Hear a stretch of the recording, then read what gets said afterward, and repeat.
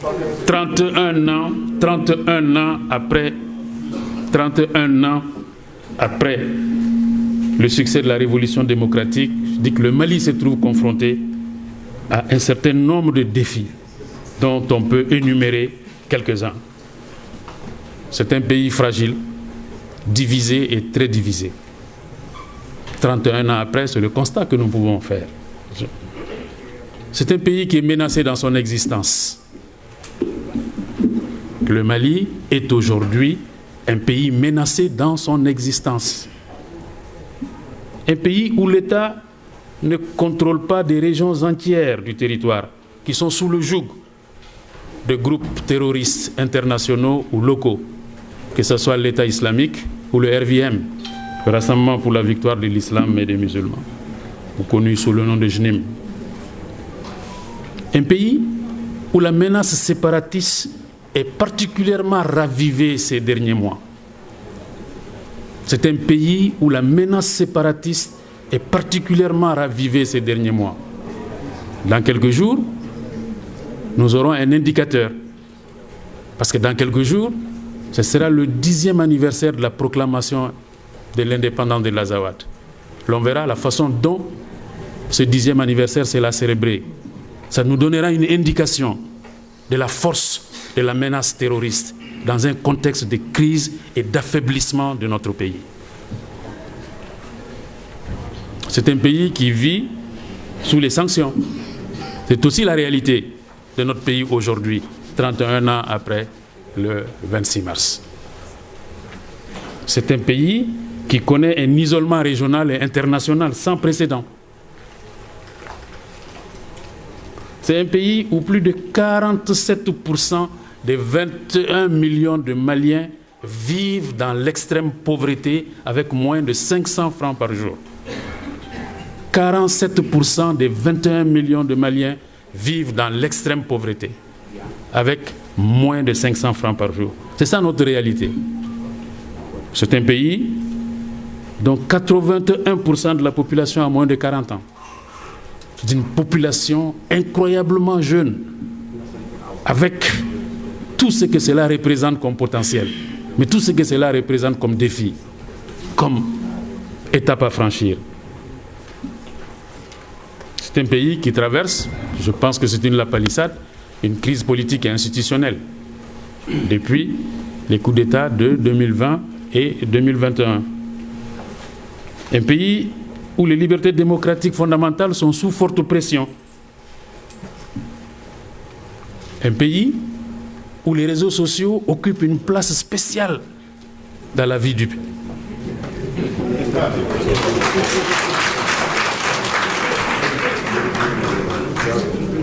Les vidéomans, les politologues, les spécialistes des questions diverses occupent une place spéciale dans la vie de ce pays aujourd'hui. Récemment, il y a un vocal qui circulait où des appels au meurtre étaient lancés contre des personnalités publiques. Récemment, il y a quelques jours seulement. Foy Mabouala, sans aucune conséquence.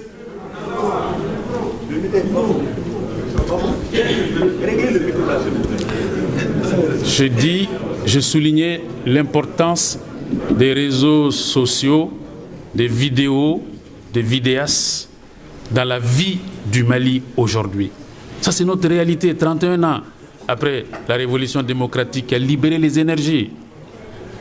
Ma voisine me faisait remarquer, parce que je pense qu'il y a quelqu'un qui était en train de filmer en direct, me faisait remarquer que ça aussi, c'est un acquis de la révolution du 26 mars. Il n'y avait pas ça, il y a 31 ans, il n'y avait pas ça. Il n'y avait même pas de radio libre. En matière de presse, on avait eu Diamana, les Échos, la communication électronique. Ça, c'est une des réalités du pays aujourd'hui. Mais attention, c'est devenu une réalité pesante. Des appels au meurtre contre des personnalités publiques sont lancés dans le Mali démocratique. Foyteboila. Et ça se passe ici. Il y a quelques jours seulement. Il y a aussi les vidéos qui célèbrent la transition. Une de ces vidéos récemment donnait la parole aux maires adjoints au pluriel de quelques communes du centre du pays, du cercle des Nyono. Et le maire adjoint d'une des communes disait que la sécurité était revenue dans sa commune. Au moment où il disait ça, le chef de village et l'imam d'un village qui s'appelle Djambé, à 10 km de Djabali, ont été enlevés. Et il le savait. Mais il a dit que la sécurité était revenue. Les vidéos de ce genre qui prêchent le faux sont légion dans le Mali d'aujourd'hui. Donc c'est important qu'on le souligne dans les caractéristiques que nous connaissons 31 ans après le 26 mars. Mais ce n'est pas tout. Il y a plus grave. Le sang coule au Mali. L'IGS, l'État islamique au Grand Sahara, qui est habitué aux crimes de masse partout où il opère, tue notre peuple à Tamalet, à Andrabokan, à Ndeliman, à Telatay. Et par centaines, ce sont des centaines de citoyens maliens, nos compatriotes à nous, qui sont tués par l'IGS sur notre territoire. C'est ça aussi la réalité du Mali. Quand nous sommes réunis pour parler du 26 mars, nous ne devons pas oublier cette réalité. Et ce n'est pas tout. Il y a aussi, dans le cadre des opérations antiterroristes menées par nos forces, nos FAMA,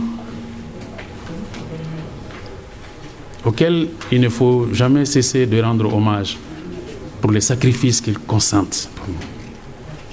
Parce que ces FAMA, c'est nous-mêmes, ce sont nos frères, ce sont nos enfants. Et certains d'entre nous ont eu leurs enfants, membres des FAMA, tués par les terroristes. Donc les FAMA, c'est nous-mêmes. Dans le cadre des opérations antiterroristes qu'ils mènent pour sécuriser le territoire, il y a eu contre elles des accusations d'exaction qui doivent être tirées au clair. Je pense que c'est l'honneur de nos FAMA, c'est la responsabilité de notre gouvernement de faire en sorte que ces accusations soient tirées au clair pour que nos FAMA ne puissent pas continuer à être accusés de ce genre d'accusation. Et si c'est le cas, des mesures doivent être prises pour que le respect du droit humanitaire soit une réalité. Donc je dis, c'est tout cela la réalité du Mali, 31 ans après le 26 mars. Ce tableau exige des acteurs publics que nous sommes une conduite conséquente. Le mouvement démocratique qui a entraîné la chute du général Moussa Traoré est le moins qu'on puisse dire divisé et dispersé. Ce mouvement a recélé en son sein des sensibilités différentes qui se sont unies le temps de renverser la dictature.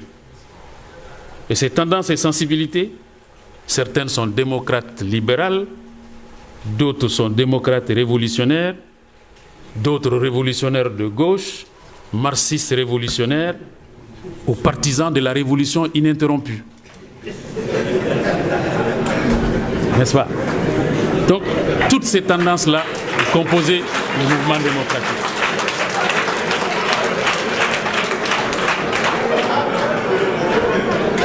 Chacun se reconnaîtra. Toutes les tendances qui ont composé le mouvement démocratique. C'était un immense front démocratique avec un objectif précis. C'est éliminer la dictature, instaurer le multipartisme, instaurer un régime démocratique dans le pays. Mais cette unité n'a pas résisté à l'épreuve de la victoire, elle n'a pas résisté à l'épreuve des élections, à l'épreuve de la gestion du pouvoir. C'est ça la réalité aujourd'hui du mouvement démocratique qu'on se trouve. Plusieurs d'entre nous sont nostalgiques de cette période où il y avait cette unité-là, où le mouvement démocratique, n'est-ce pas, réunissait tout le monde, où l'on vibrait. Mais nous devons admettre que cette période est sans aucun doute révolue à cause des différences intrinsèques qui existaient entre nous. Entre ceux d'entre nous qui étaient des libéraux, ceux d'entre nous qui étaient des marxistes révolutionnaires, ceux d'entre nous qui ne demandaient rien d'autre que la démocratie, etc., etc. C'est la réalité du mouvement démocratique, nous devons en prendre connaissance. Et il y a eu la gestion du pouvoir par le mouvement démocratique. Le débat existe, Moustapha Diko vient de souligner tout à l'heure sa divergence avec Muntaga, ok, cela existe. Mais la vérité, c'est que le mouvement démocratique a le devoir de s'imposer un inventaire de la gestion de l'État. Il y a eu du positif, comme on vient de le dire, il y a eu la décentralisation, il y a eu l'intégration nationale, il y a eu le dialogue intermalien, il y a eu les infrastructures hydrauliques scolaires. C'est extrêmement important. Mais il y a eu aussi la corruption, il y a eu aussi des choses qui ne sont pas claires. Et je crois que ce bilan-là est nécessaire. Il est d'autant plus nécessaire que d'aucuns voudraient nous amener dans un système d'inquisition, notamment les partisans du régime renversé, qui ont repris du poil de la bête à la faveur du mouvement du M5. Les partisans du régime renversé en 1991, qui ont repris du poil de la bête à la faveur du mouvement du M5. Cela aussi est une réalité. Donc, c'est indispensable, qui cherche à mettre au pilori le mouvement démocratique, ses acquis, son héritage, ses aspirations fondamentales, jusqu'à questionner la pertinence de la liberté d'association. Le seul et indiscutable bilan de cette période de démocratisation, c'est la prolifération des associations et des partis politiques. Nous avons entendu cela. Donc mettre au pilori le bien fondé du combat pour la liberté, pour la démocratie dans ce pays. Donc c'est pourquoi c'est nécessaire que nous prenions le temps, l'occasion de faire cela. Mais j'allais dire, mesdames et messieurs, chers camarades, il y a plus urgent. Il y a plus urgent, c'est que le pays va mal. Le pays ne peut pas connaître tous ces problèmes-là que nul ne peut nier. Les IGS, le JNIM, la Katiba Massina, la Katiba Serment. Mais ce sont des réalités que nul ne peut nier sur le terrain. Le fait que nos forces sont engagées sur le terrain dans le combat contre ces groupes terroristes, ce sont les réalités de notre pays. Un pays ne peut pas être dans un tel état, un pays ne peut pas être sous sanction, comme nous sommes sous sanction, dans l'isolement comme nous sommes sous isolement. Un pays ne peut pas être dans une crise politique et institutionnelle et que ces acteurs politiques ne se parlent pas, ne trouvent pas d'espace pour se parler au-delà de ceux du mouvement démocratique. Donc ça va au-delà du mouvement démocratique. C'est que les acteurs politiques, les acteurs publics maliens doivent trouver un espace urgent aujourd'hui et maintenant pour se parler de l'état du pays, pour rechercher des solutions. C'est un pays qui est en train de nous échapper progressivement. Mais quand est-ce que nous allons nous retrouver pour parler de l'état de notre pays? Quand est-ce que nous allons nous retrouver pour proposer des solutions, pour sortir des sanctions? Quand est-ce que nous allons nous retrouver pour proposer des solutions pour restaurer la légalité démocratique et républicaine? Quand est-ce que nous allons nous retrouver pour faire cela? Et cela n'existe pas. Je crois que donc il y a une urgence à ce que les acteurs politiques maliens se retrouvent. L'urgence, c'est le dialogue interacteurs publics pour parler du Mali, préconiser les solutions, adopter les mesures appropriées pour sauver la nation. C'est ça l'urgence aujourd'hui. Et bien entendu, ceux qui se reconnaissent dans le 26 mars, ceux qui partagent encore les aspirations du 26 mars et les idéaux du 26 mars, ne devraient pas déjà raser les murs, devraient assumer le bilan, se retrouver. Mais au-delà d'eux, il y a les autres acteurs publics maliens. Et c'est indispensable que nous nous retrouvions, que nous parlions de notre pays, que nous cherchions les solutions, sinon nous serons des simples acteurs responsables de la lente disparition de ce pays. Et ce pays est menacé dans son existence. Je m'arrête là. C'est 10 minutes. Oui, vous êtes dans le temps. Merci. Je peux continuer alors? Non, non. Ah bah. Vous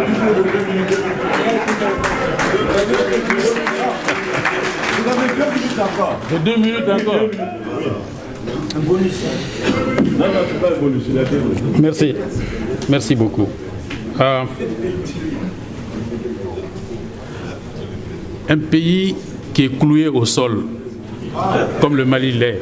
Le Mali est cloué au sol par les crises qu'il traverse. Un pays qui est cloué au sol comme le Mali l'est, au regard de la situation qui prévaut au nord, qui prévaut au nord-est, qui prévaut au centre, au regard de la crise politique et institutionnelle dans un tel pays, les acteurs politiques, les acteurs publics, au-delà des acteurs politiques, à commencer par les acteurs publics, doivent urgemment trouver le moyen. Ce qui nous a réunis aujourd'hui autour du 26 mars doit être prolongé demain, après-demain, par des initiatives nouvelles, afin que, au-delà du 26 mars, appeler tous les acteurs, peut-être que l'ADEMA peut le faire, peut-être que le cadre peut le faire, peut-être tous appeler les acteurs, que nous nous pensions un peu sur notre pays ensemble et que nous arrivions avec des solutions. Sinon, à mon avis, nous aurons raté un moment important de l'histoire pour sauver tout simplement une nation qui est en détresse. Je vous remercie. Merci beaucoup. Merci,